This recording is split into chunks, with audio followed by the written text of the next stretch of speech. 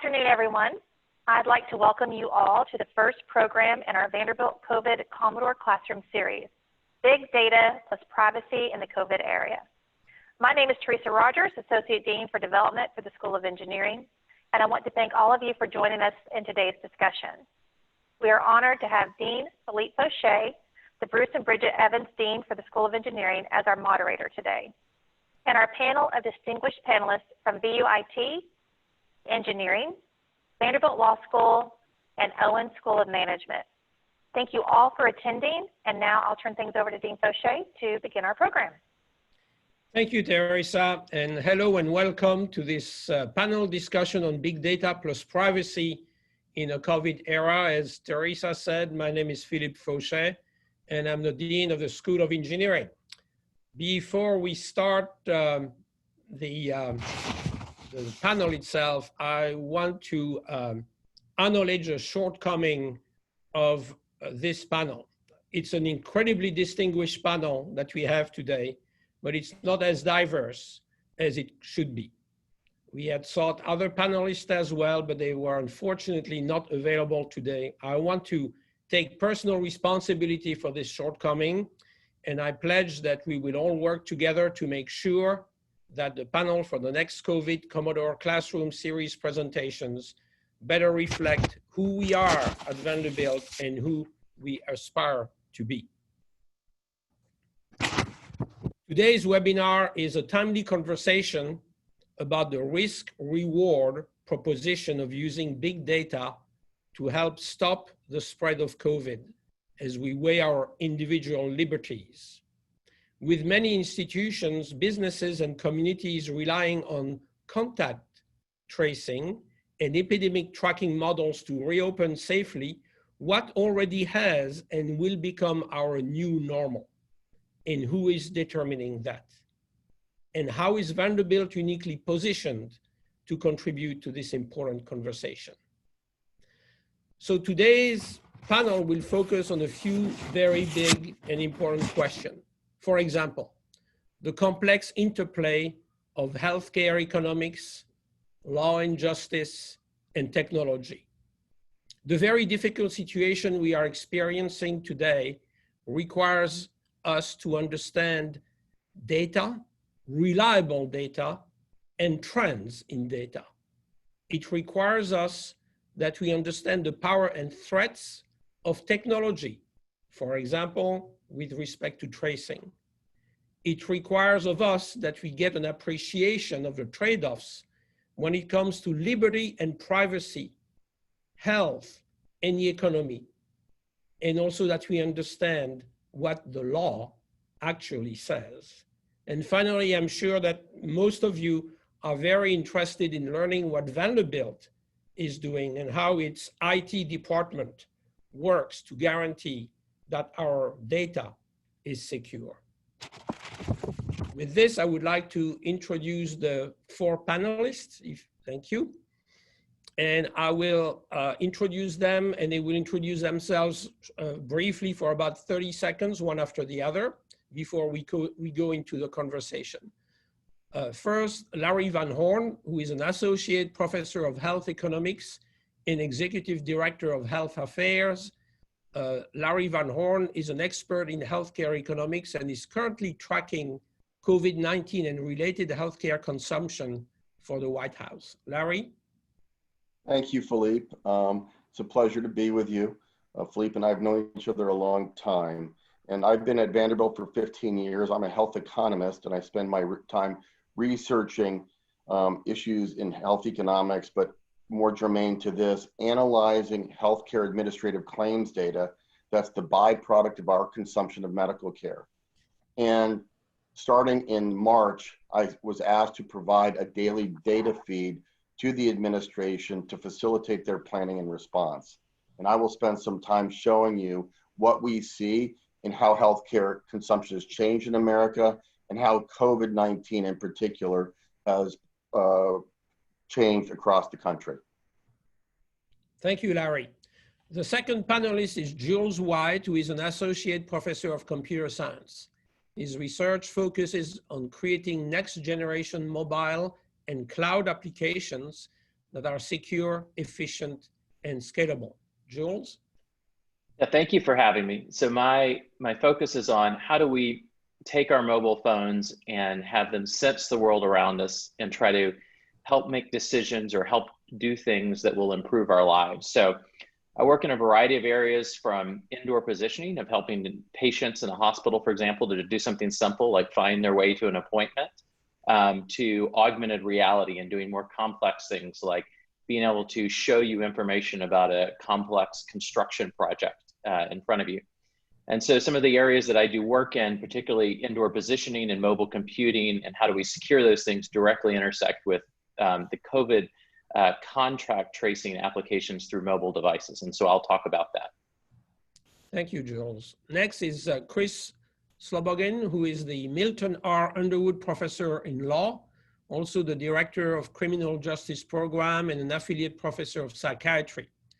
Slobogan has written over 100 books and articles on criminal justice matters, including the use of big data in connection with privacy policy and sentencing. Chris?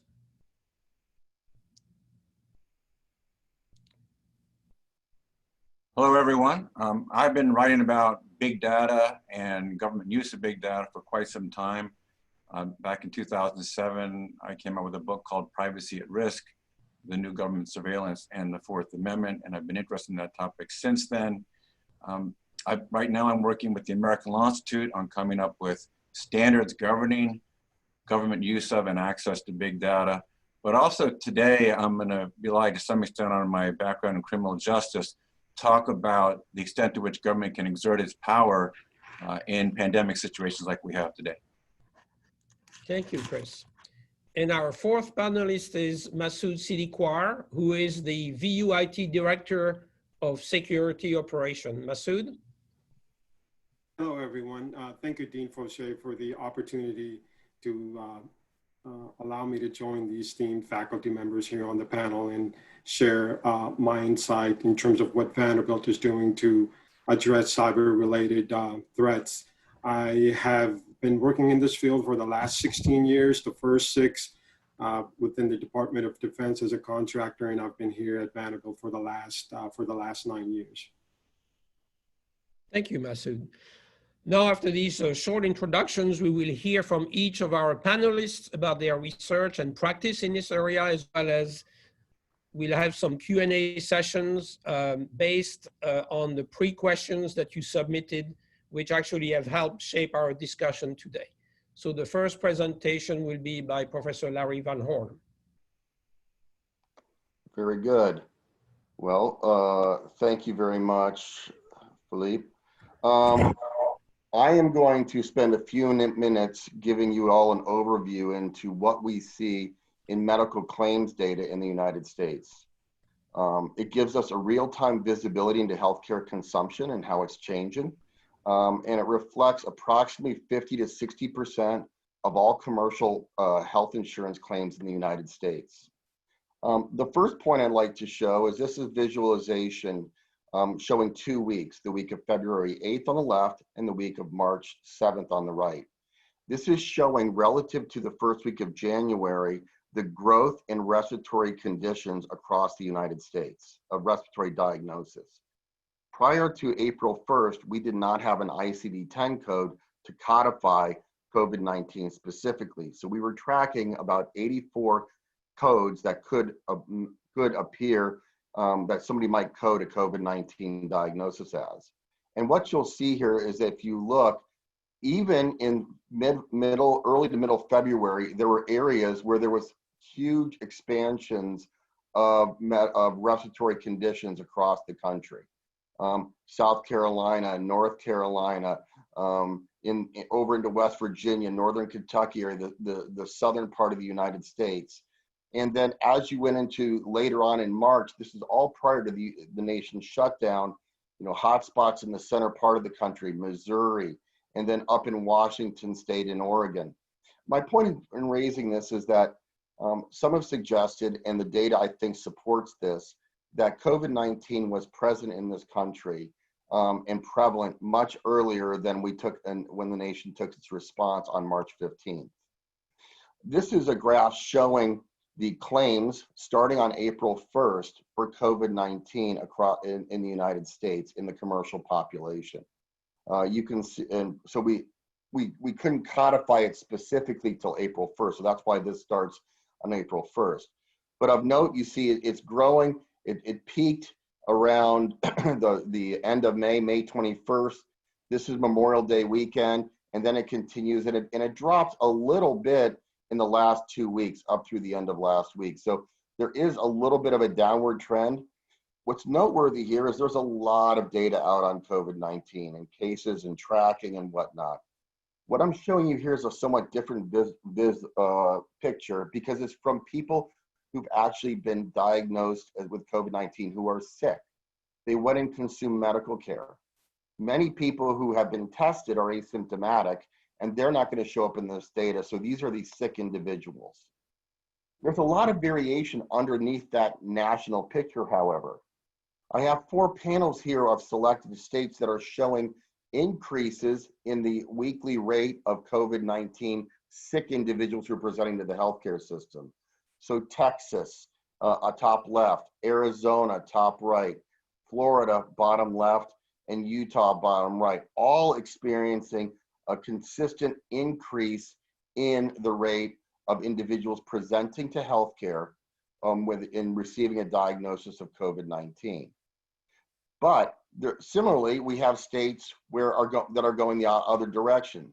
Top left is Illinois, that peaked around May 14th and has been trending downward. Pennsylvania peaked the week of June 11th and is precipitously dropping in Pennsylvania. Michigan on the bottom left peaked around May 14th, has been trending downward, and again, Maryland peaked around June 4th and has been trending downward. So the point of this is that there's a lot of statewide variation in the individuals who are presenting to the healthcare delivery system who are sick of COVID-19. Now, one of the most striking things that happened in the United States is on March 15th in America, a day that will live in infamy right here, is when we issued many of the stay-at-home orders across the country, and we started eliminating healthcare volumes to prepare the delivery system to have available capacity to serve the needs of those with COVID-19. This is normalized. One is the baseline to pre-March 15th timeframe. This is basically what was the volumes today relative to volumes in February. And so we're clicking along, and then we basically scrub out the volume in the United States. Blue is hospital ED, red is hospital outpatient, and green is office. So the volumes dropped all the way till April 17th, where we had basically eliminated about 60% of the pre-COVID-19 medical care in the United States. That is a massive shock to the system. And this is when we cratered. The bottom is really around April 17th. And then since that point in time, volumes have been returning nationwide. And so we are up from losing 60% of our volume to today, nationally, we're down about 25% in terms of office visit volumes to pre-COVID levels. So volumes have been returning over time. But again, this masks important variation underneath. We're sitting here in Tennessee. We cratered and dropped to around 50% of pre-COVID volumes the week of April 17th. But we've returned most of that volume. We're down around 20% from our pre-COVID period. Office visit volumes have returned. ED visit volumes still remain off quite significantly. But you can see we'll have these peaks and troughs, and this is all medical care. This is not just COVID-19 diagnosis. This is all medical care consumption. And this has imposed a very significant financial challenge on the US healthcare industry, as we've eliminated much of the volume in the United States, which is what supports the economics of healthcare delivery systems. Contrast Tennessee with Massachusetts, which had a much more significant volume drop, down to around 70% in the week of April 17th, but they have recovered very little. It's a much slower rise in Massachusetts in return to volumes. So this is clearly going to be imposing a financial challenge on the delivery system in Massachusetts when their volumes are off about 50% pre-COVID. Contrast that finally with Utah. Utah only dropped around 30% from peak to trough, and they're back close to where they were in terms of pre-COVID volumes. So there is a lot of statewide variation here, both in terms of the COVID prevalence, the rise and fall over time, as well as the economic cost to the delivery system from eliminating volumes. So in summary, March 15th is the day that healthcare changed in America.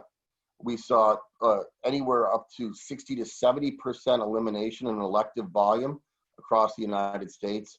That translated into approximately 1.4 million healthcare providers losing their jobs or being furloughed in the midst of a pandemic.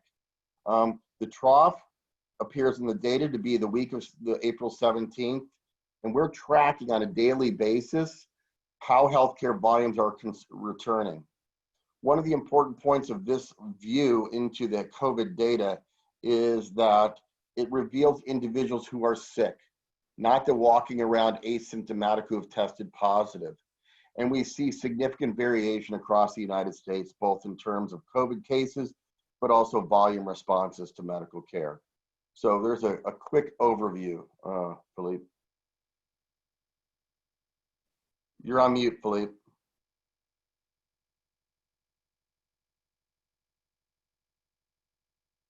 I say thank you very much, Larry. I think that it's really important that people know what the data show, you know, and this country is a very diverse country, of course, and so it's not necessarily surprising that different places have very different profiles.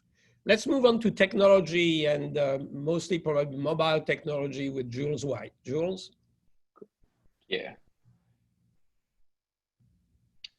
Great. Well, I'm going to talk a little bit about the contact tracing, which is close to my area of research. So if you think about the mobile phone, one of the things I tell my students in my security class is, imagine that I was going to do a research study and I told you that I was going to have you put on a set of sensors and they could measure all of your movements. They could record everything you saw, everything you said.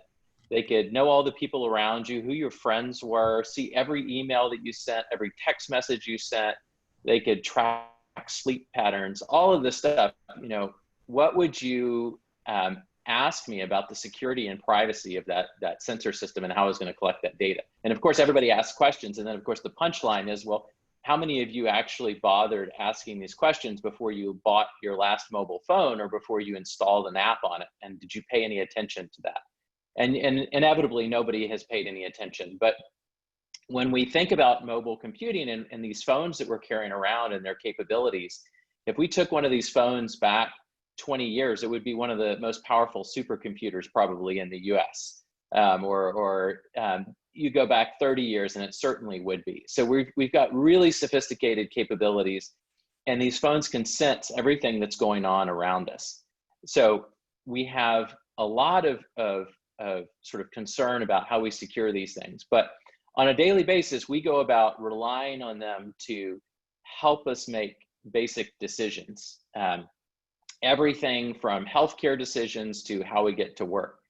And every time we do that, we essentially make a trade-off. We are giving up some of our data, we're giving up some of our privacy about what's going on around us to one of these companies that's providing us this service. And so most of these services, when we go and get apps and we're using them, they're free. And part of the trade-off is basically that we are agreeing to give up our data generally so that they can try to sell us things and do a better job of selling things. And me personally, I tend to be very happy with this trade-off. You can try to sell me things all you want, and I will consume your services. And so a great example of this is, it's difficult for me to go on a road trip or go anywhere else without pulling up Google Maps. And I find Google Maps to be absolutely essential to find out how to get somewhere because it tells me real-time traffic information. And so I'll be driving down the road and on the highway, and it will tell me, okay, well, there's a traffic accident up ahead. We're going to route you around that. Or there's significant traffic. We're going to give you an alternate route. And this is a really big deal. I'm getting a really valuable service out of this. But the way that Google Maps is doing a lot of that traffic analysis and other things is by looking at my location, looking at my speed, where I'm going. And so I'm giving up information about my daily life, where I'm going, what I'm doing to Google in exchange for getting access to all of this traffic data. And a great example of this is this picture that I've got here on this slide. This was a performance artist who bought a bunch of old Android phones, put them in a wagon, and signed them all into Google Maps, and then walked very slowly down some streets in order to draw traffic onto the map. So he basically spoofed Google Maps into thinking that there were traffic jams, and he could draw lines across the map of the city that were all red by basically pulling this little wagon of phones around. But it also shows you that, you know, every time we put our phone in our pocket and go somewhere with Google Maps or the weather app or whatever it is, we're actually giving up information about ourselves that they use for the collective sort of analysis, the big data analysis that then helps it, you know, provide decisions back to us. And so this might be something simple like maps, or it may be something more sophisticated like the Apple Watch trying to detect irregular heartbeats, or potentially trying to detect other things that could be important related to your health or life, helping you with social things with friends. All of this is basically a contract that we're entering into. And most of us don't think about the security and privacy enough, in my perspective, about this on a daily basis. Now, where this gets really interesting with COVID is one of the problems if you get COVID and they want to contact trace and figure out who you were around when you were symptomatic or when you could have spread it to somebody else, is, you know, they need to know who was around you, who did you interact with. And I can guarantee you that if you asked me on a day before COVID, who all did you get in proximity to and could you have possibly infected, I would have a really hard time remembering this, particularly if it involves thinking about, well, who were the people around me in line at the grocery store? You know, did I really social distance when I was standing waiting at the crosswalk? And do these people need to be notified? And probably I don't remember that information. And so one thing that I have to give Google and Apple credit for is they did something really interesting, and they said, well, what if the phones could, in a fairly privacy preserving way, remember the other phones that they were around and then inform them? So if you get COVID-19 and you want to let the other people know, if you want to, that they were potentially exposed, is there a way that your phone can broker that exchange and remember what other phones were around you, and then let the owners of those phones know that they were potentially exposed to COVID-19?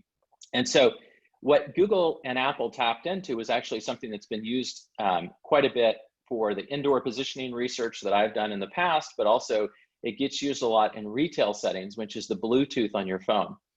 So your phone can basically receive Bluetooth signals, things like these earbuds that I'm wearing right now, or your Apple Watch, but it can also get signals from all kinds of other devices. So in retail, for example, they will put out little Bluetooth beacons either in the light fixtures or around products in a store. And then many of the large retailers, when you are walking around with Bluetooth on your phone and you have their retailer's app, as you're walking around, they are identifying which products you are close to in the store. And basically, as you're moving around, they're figuring out, well, they went and they stood at, you know, in front of the TVs for 30 minutes. Maybe we need to go and push them a coupon for a TV because they didn't buy a TV, but maybe there's an opportunity. And so there's been a lot of this use of this technology in a very non-privacy preserving way, in a very tracking you type of way. And basically what Google and Apple have done is built a framework that allows them to tap into the same type of thing, but actually they've built it in a way that is privacy preserving to a great degree, similar to what you would have with contact tracing. So the way that this works is if you have their app, although later maybe be built into the phones automatically, your phone is sending out with the Bluetooth on a signal that's basically a random identifier. And it's remembering every random identifier it sent out. And as you're walking around throughout your day, the other phones around you can record that random identifier. Now, they don't know who it is that's sending it out. They don't know your identity. And if they ever were around you again, that identity would have changed on your phone. So it's continually changing so that you can't have another person tracking you with this. And then if you ever get COVID, basically you have the option to agree to upload all of the random identifiers that your phone sent out to a central server, to where they can notify and everybody else can get access and say, if you've ever seen this identifier, it means that you were exposed to somebody with COVID. And they don't, when the identifiers are uploaded, it's not giving up your identity or your name or anything like that. All it's telling the people that get access to it is, if your phone has ever seen one of these identifiers, it means you were potentially exposed to COVID. Now, this is very similar to what would happen if you got COVID and you had a human contact tracer ask you, tell us all the people that you've been around. And then they would go and inform those people you were potentially exposed to someone with COVID.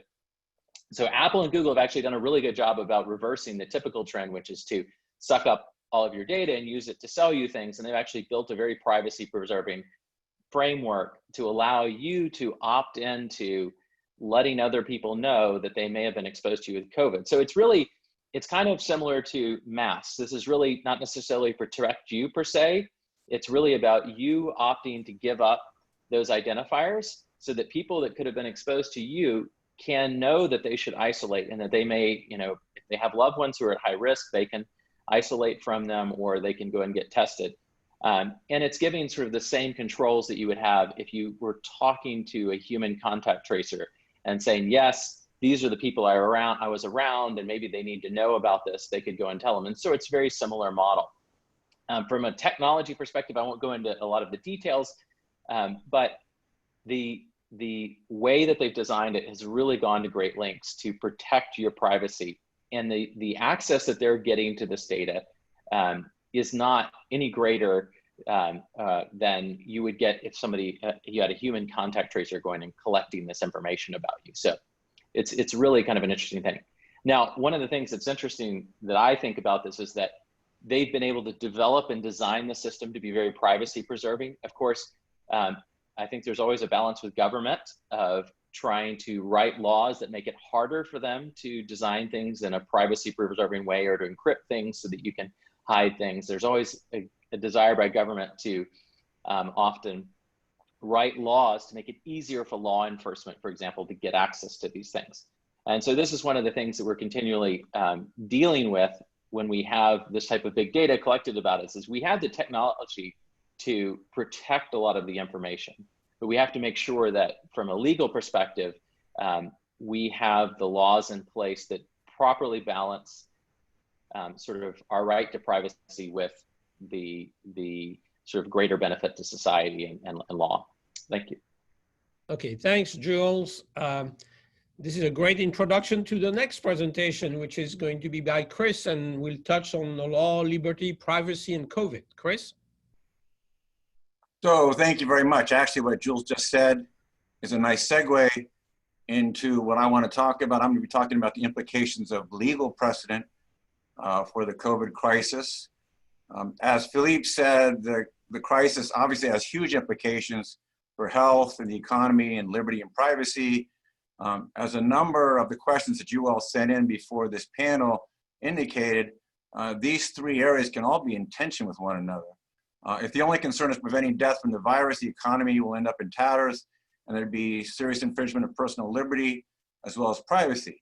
If, on the other hand, reviving the economy is our primary goal, death and sickness rates will probably soar. And if protecting liberty and privacy is our dominant aim, we will be severely limited in both our ability to contain the virus and safely revive the economy. So here are the three values I think that are in tension with one another. And the law has something to say about all three parts of this pie.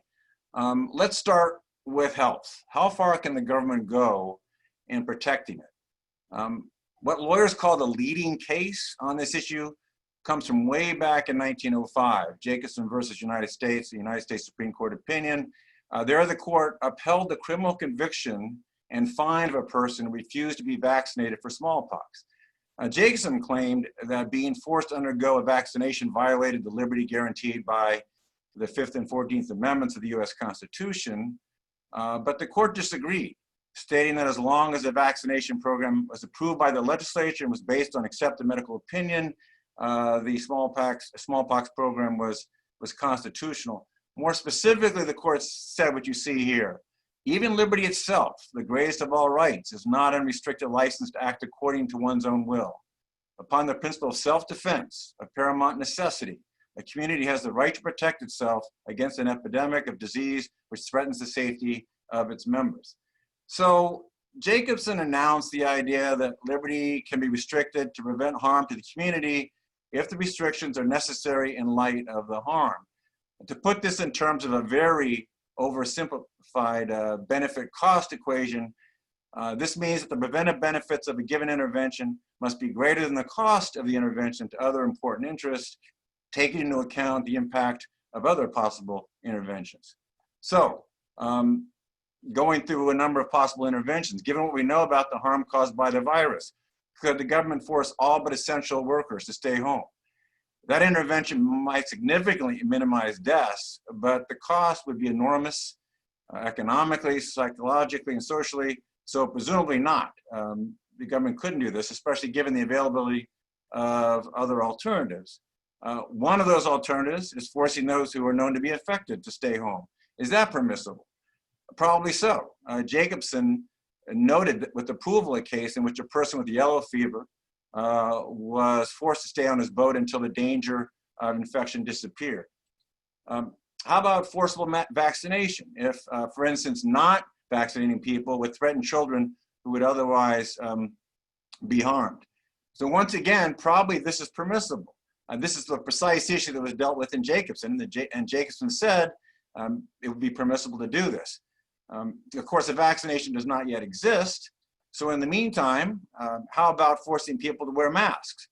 That obviously does not do as much as quarantine or vaccination to limit harm, but given the minor inconvenience of masks, it probably is also permissible. Finally, business lockdowns are probably okay as well, although because of their effect on the economy, the analysis is much more complicated, and I'm going to say a few more words about that in a moment. Now, one thing that you often hear from folks who don't want to submit to this is, well, we don't know for sure if vaccination or masks or lockdowns will work. Jacobson, the Supreme Court case, said this about that objection. As you can see it here, the possibility that the belief may be wrong and that science may yet show it to be wrong is not conclusive. For the legislature has the right to pass laws which, according to the common belief of the people, are adapted to prevent the spread of contagious diseases. So actually, Jacobson is pretty accommodating to the various kinds of interventions I've been talking about, but it did express two limitations which are important to emphasize. First, the necessity decision, the decision that the intervention is necessary, must be made by elected officials or their delegates. A decision by bureaucrats alone won't pass muster. And secondly, once the program is authorized, it must be applied in an even-handed manner. As Jacobson put it, the rule must be applicable equally to all in like condition, which means, for instance, it has to apply to lawmakers and their most powerful constituents, as well as everyone else, which is a rule that probably would tend to limit oppressive enactments. So going back to the kinds of interventions that might occur, what about those that Jools was mentioning? Actually, the kind of interventions that Jools talked about seem to be pretty privacy protective. So to make it a little bit more draconian, what if the government forced individuals to give up their personal information about location and so on in order to identify disease clusters and track who might be affected and let people know they need to seek testing and wear masks? Again, one has to ask how much this invasion of privacy minimizes the threat posed by the virus. And here, those who want to protect privacy can bolster their case by pointing to two other Supreme Court decisions, much more recent than Jacobson, that hold that under the Fourth Amendment, people have a reasonable expectation of privacy vis-a-vis the government with respect to their location and identity. So in Carpenter versus United States, the court held that the government needed a warrant to get location data from Carpenter's cell phone company. And in Jones versus United States, the court held that a warrant was needed to track a person's car in real time. Would a warrant also be required with COVID tracking, assuming it's non-consensual and people are being identified? Perhaps, but perhaps not, if all tracking does is identify people who have been exposed to the virus. In other words, it might be enough justification under the Fourth Amendment if the government has reason to believe that the people targeted were exposed to the virus. And this is a question a number of you asked. What about the government accessing medical records to learn about the spread of the virus and related matters? Can it do so without consent? All of you have heard of HIPAA, which is meant to protect the privacy of health records, federal statute. However, HIPAA has a huge carve out, which applies when disclosures, quote, are required by law, which could include legislation dealing with the virus. The same is true of the General Data Privacy, or excuse me, Protection Regulation, the GDPR, Europe's well-known privacy law, which a number of you asked about. In most cases, this law is very privacy protective in the absence of consent, but it has an exception if processing information is necessary to protect against, quote, serious cross-border threats to health, which presumably applies in this situation. At the same time, the necessity principle still applies under the GDPR, even if health or other privacy information, other private information is considered necessary. How much information is necessary, who gets to look at it, and how it's used are relevant considerations. So for instance, European authorities applying the GDPR to the virus situation say they will enforce the provisions of the GDPR that limit access and require data minimization, data security, and limits on the use of data for approved purposes. So what does that mean? Well, it's been interpreted to mean, for instance, that companies can ask employees whether they're infected, whether they've been to high-risk areas, whether they've been exposed to infected people, but employers cannot take employees' temperatures upon entering a building. Plus, employers cannot notify other employees, they can notify other employees about the risk, but they cannot identify the risky employee. Similar in impact is the California Consumer Privacy Act, or CCPA, which is California's privacy law, and it's the most protective in the country. However, in contrast to the GDPR, apparently under the CCPA, the employer may take the employee's temperature so long as the information obtained is used solely for virus fighting purposes. So there are a lot of different approaches under the law to health privacy. Finally, you'll notice I haven't said very much about the economy, which is the third piece of the pie. Is the lockdown's effect on the economy relevant or as relevant as health and liberty and thinking and privacy and thinking through all of these issues? It certainly is in other areas of the law. Regulatory policy in the environment, for instance, requires that proposed pollution controls take into account economic impact under the executive order you see here. But obviously, this analysis is very complex. All I'm going to note here is that loss of life can also have an economic impact. A professor at Princeton has provided an algorithm that allows the user to enter various values associated with loss of life given various lockdown and testing policies.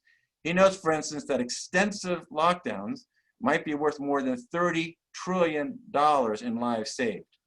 Although he also notes that the amount, that amount of $30 trillion might be much less if most of the lives lost were over 80 or other variables are considered. It's worth checking out this algorithm at the link you see here. So I think I'm going to end with that. I think I've helped explain how difficult this decision making is and what the law has to say about it. Thank you.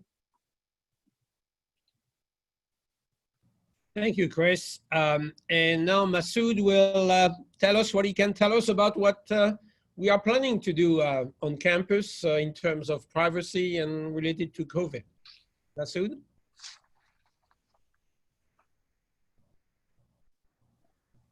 Thank you, Dean Fauché. So we've talked a lot about the various trade-offs in terms of making personal information available for a greater good. Unfortunately, when it comes to the bigger picture, it's not always authorized agents or agencies where there's a trade-off involved in terms of access to data and a service rendered. There are a lot of cyber criminals out there who are equally interested in the data for to advance their cause without really much of a service rendered or returned to the individual. So the challenge of protecting sensitive data, which includes private information, is as complex as it is important. There are no silver bullets, and nobody has it figured out. And managing cyber risk, it is a priority for Vanderbilt, and we've made measurable progress on this front. And so before I share some of the steps that we've taken, I would like to provide a quick overview of some of the ways that cyber-related risk can impact our lives and in our world. Cyber-related risk can impact our privacy in ways that not long ago weren't possible. It can impact the place of our employment, the communities that we're parts of and members of, as well as the entire nation. And these risks aren't restricted to just data and dollars.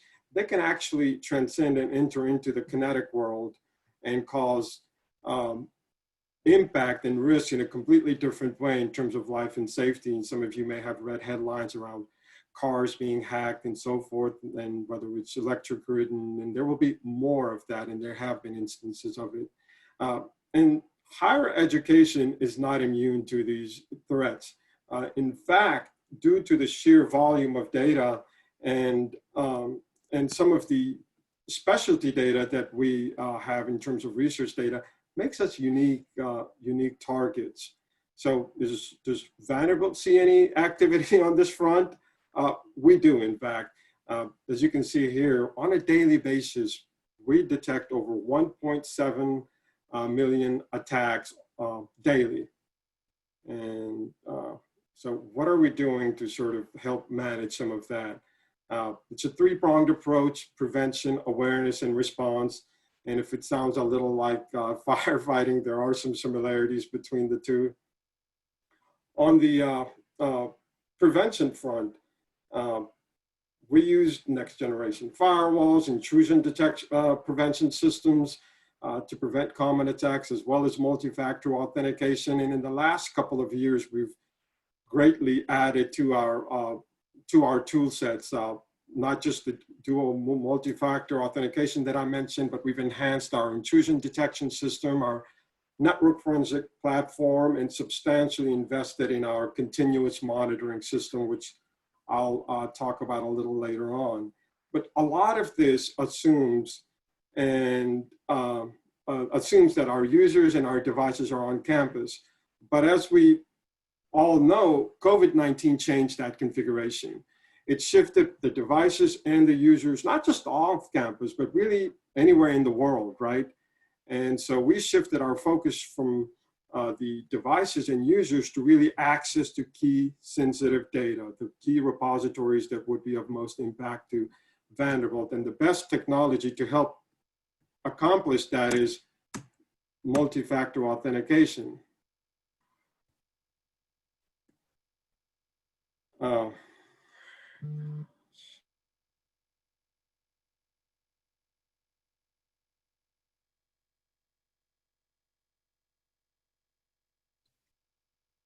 Looks like you might be frozen.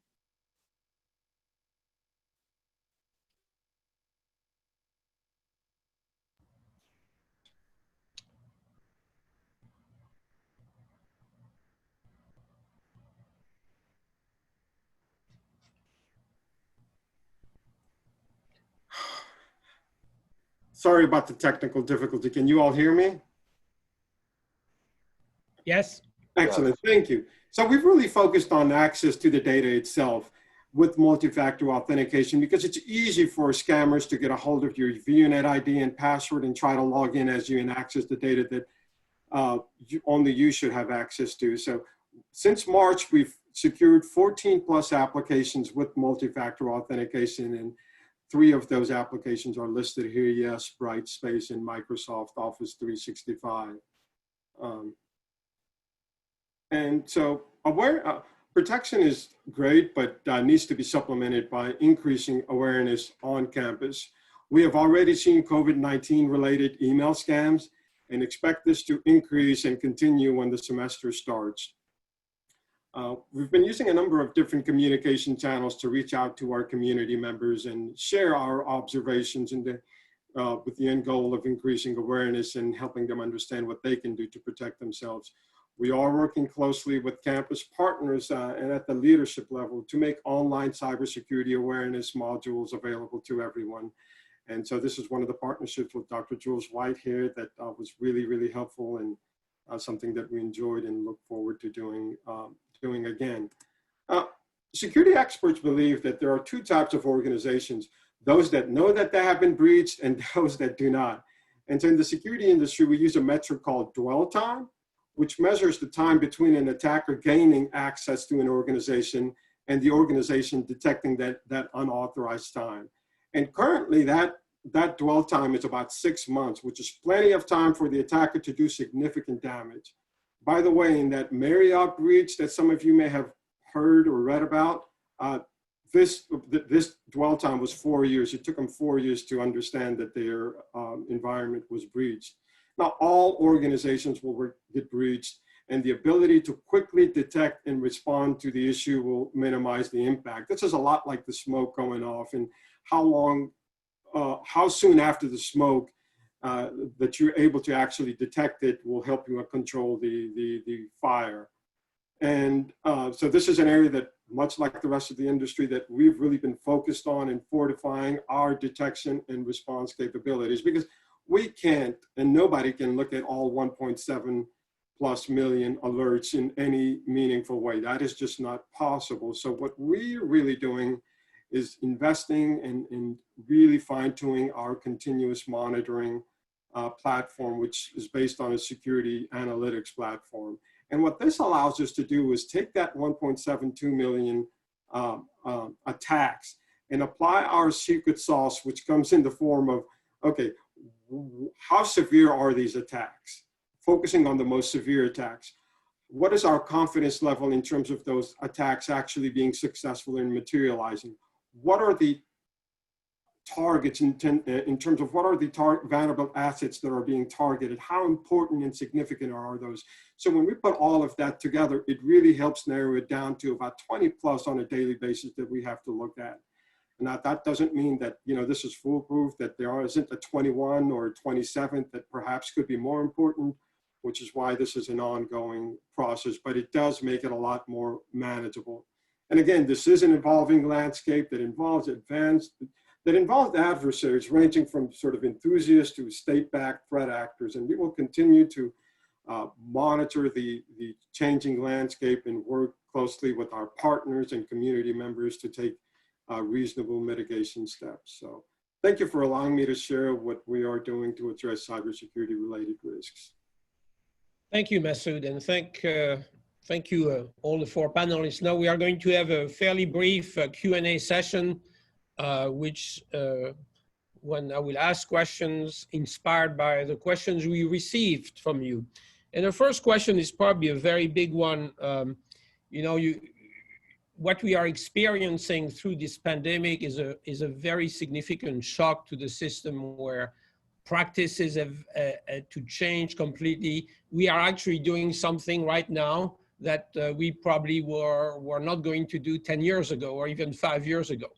So the question is really related to the healthcare industry. What sort of changes do you predict or do you see happening right now, and what kind of further changes, both in delivery of healthcare but also in the economics of healthcare, can you see due to this pandemic? Maybe I'll start with you, Larry. Sure. One of the most striking changes that we observed occur in U.S. healthcare delivery following March 15th is the rise of telemedicine. I'm sure that many on this have had telemedicine visits. What happened was a change in regulatory environment and payment policy that massively increased telehealth. There was about an 80-fold increase in telehealth utilizations pre-post COVID. And it's being used for all kinds of healthcare delivery in ways that had never been anticipated previously. It did not substitute for all of the lost volume. Approximately 20% of the lost volume was shifted to telehealth. But I believe that the move to telehealth is probably the most significant and likely permanent component of what healthcare delivery will look like in the future. We've seen it come down from a peak. It's down about 30% from its peak in terms of its utilization. But I would forecast that the most significant change in healthcare delivery as a result of this is the move to telehealth. And that will have implications for provider economics, because when we're doing telehealth visits via Zoom or whatever platform, DoxyMe, you name it, in healthcare, we're not consuming as many of the ancillary and technical components of medical care and visits that has driven provider economics historically. So the industry is going to have to change their business model to embrace telehealth on a go forward. Great, thank you.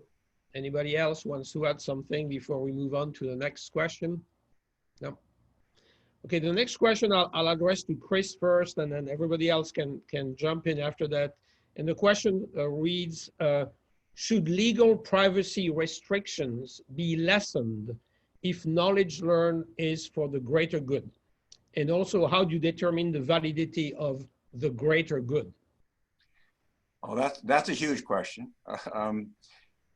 And to some extent, the Fourth Amendment is the constitutional provision that's most relevant to this. The government always gives more information. The government's been trying to exploit big data ever since it came into being. And of course, the government argues it's for the greater good to have this data. We can fight crime better, cybersecurity risks of the type Masood was talking about. We can fight other kinds of crime better, child pornography and so on. And we can facilitate responses to public health threats like we're dealing with the virus. But obviously the downside is all this information can be abused. So what the Constitution suggests, as I mentioned in my remarks, is that there be a showing of necessity before the government accesses information. And if it's private information linked to a particular individual, there needs to be some specific justification for getting that information. So those general principles have to be applied in each context. And as I talked about in my remarks, there are a lot of different contexts, whether it's mask wearing or quarantine or contact tracing. Each of those situations has to be analyzed separately. So I'd like to jump in as well on this one. So I think that you have to be very careful with creating regulations that limit what you can do from a technological perspective. So for example, there's the Earn It Act that is trying to be passed by Congress, essentially to provide a backdoor for law enforcement into encryption. And so it certainly has a noble, sounding purpose, but I think we always have to be very careful when we hand over the key to all of our privacy to government, because we have to make sure that they can actually protect it. So a great example of this, I think, of the risks are TSA mandated essentially that all locks on suitcases had to have a common key.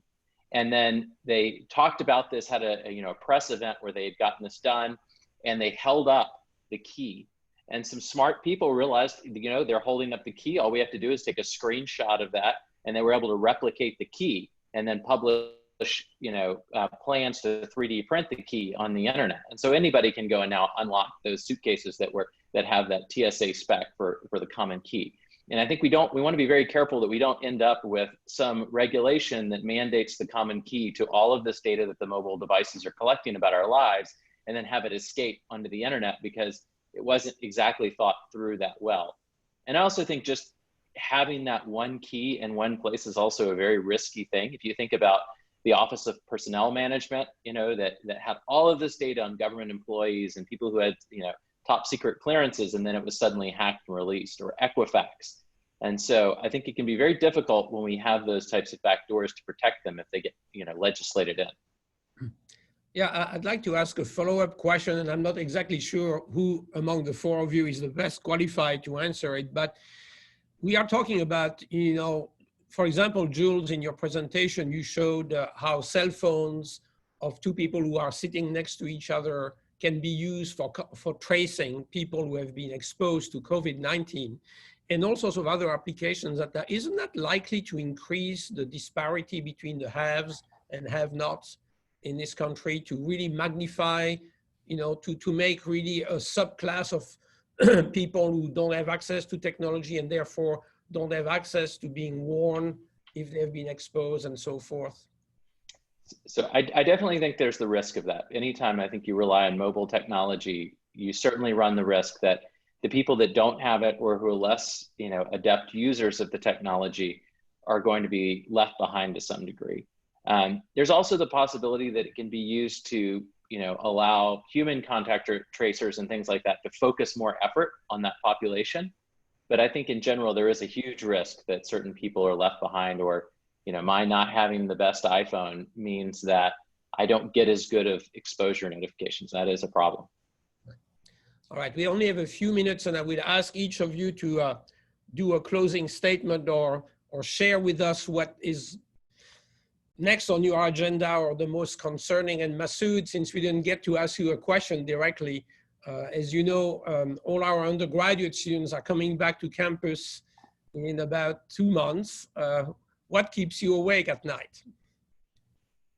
Receiving emails, clicking on links, because while some of it has happened, expect to get a lot of emails that'll say, look, you were exposed, click here to find out the details, provide this information so we can confirm your status, or we need you to complete this symptom monitoring survey and so forth. So expect a lot of that aimed at gaining information, gaining access to your personal information. Okay. Larry? Sure. I think it's important that we acknowledge that there is a relationship between economics and health. And as we have imposed a significant economic downturn in the US economy, generating almost 40 million new individuals who are uninsured, who are income insecure, who are worried about their ability to pay their bills, we have research that shows that there's a very strong relationship between one's economic health and their physical health. And so I think that's a narrative that has not been well articulated, and we need to get the balance between our economic health and the direct relationship that has to our physical health into the conversation as we manage the trade-offs around COVID-specific health consequences. Yeah, thank you. Chris? So I guess if you want me to talk about my biggest fear for the future, I might have to identify the public-private relationship as a major concern. Government has increasingly begun to rely on private companies in obtaining information about its citizens. What I mean by that is, for instance, relying on Google, Facebook, common carriers like Verizon to get information, data about individuals. Jools has talked quite a bit about this, and there needs to be much more thought given to how that works, which we are trying to do right now. But right now, there's very little regulation on that particular topic. Right. Jools? I think that there's a lot of potential to use technology to help with things like we're seeing, like contact tracing. And I think a lot of it is going to have some privacy trade-offs. So I think there needs to be more sort of work done to effectively communicate what it is you're doing for society if you agree to opt into this. How will it really help and benefit other people? And then also make sure that we have sort of legal and regulatory frameworks that allows us to design these systems in a way that we will all trust them and feel comfortable if we do want to opt into them to, donate essentially our privacy to some degree or some data or something to help everybody else. Well, I'd like to conclude this panel by thanking the four of you for the incredible insights and perspectives that you brought today in this discussion. I'd like to thank the audience for joining this very important discussion today. It's an important time in this country, and I hope that you enjoyed and you learned something from the panelists. So to conclude this, and if you want to show the last slide, this was the first of a new series, the COVID Commodore Classroom series. The next one will be focusing on health disparities on July 15th, and it will be moderated by Dean Emily Towns of the Divinity School. The registration for that meeting can be found at vuconnect.com. And with this, I would like to thank everyone again for participating and for listening. And I wish you good health. Thank you. Thank you.